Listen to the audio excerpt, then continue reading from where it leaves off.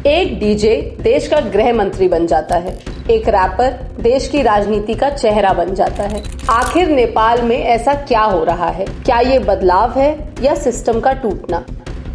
और सबसे बड़ा सवाल, क्या ये नई जनरेशन सच में देश बदल पाएगी? सोशल मीडिया पर जो दिखता है वो पूरी सच्चाई नहीं होता।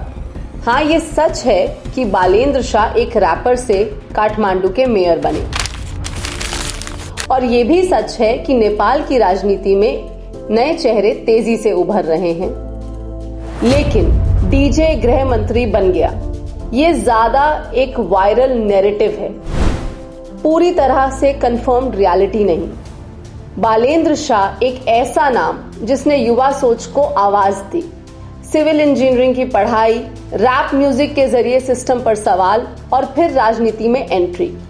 उन्होंने लोगों से कहा, सिस्टम को कोसने से बेहतर है उसे बदलो, और यही लाइन उनकी जीत की वजह बनी। अब सवाल ये है कि नेपाल में सरकार बार बार क्यों बदलती है? गठबंधन की राजनीति, अलग अलग पार्टियों का टकराव, पावर का बैलेंस। नेपाल में अक्सर ऐसा होता है कि सरकार बनती है फिर टूट जाती है। अब एंट्री होती है जेनजी की, नई सोच, सीधे सवाल और नो नॉनसेंस एटीट्यूड। लेकिन क्या सिर्फ सोच बदलने से देश बदला जाता है?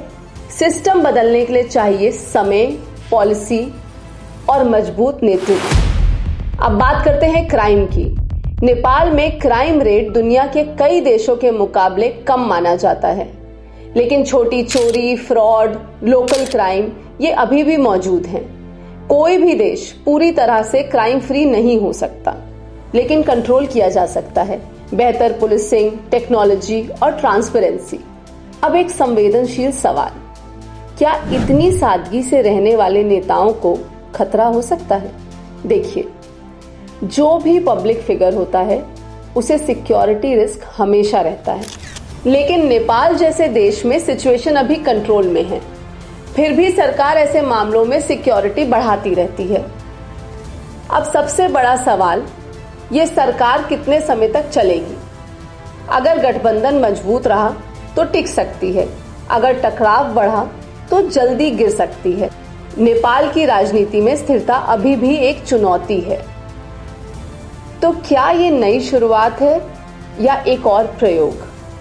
क्या जेनजी सच में देश बदल पाएंगे या सिस्टम उन्हें बदल देगा? आप क्या सोचते हैं, नेपाल का भविष्य कैसा होगा? नीचे कमेंट करके जरूर बताएं। और अगर आपको ऐसी डीप, रियल और अनफिल्टर स्टोरीज पसंद हैं तो चैनल को सब्सक्राइब जरूर करें, क्योंकि यहाँ हम ट्रेंड नहीं, सच्चाई दिखाते हैं। Thank you.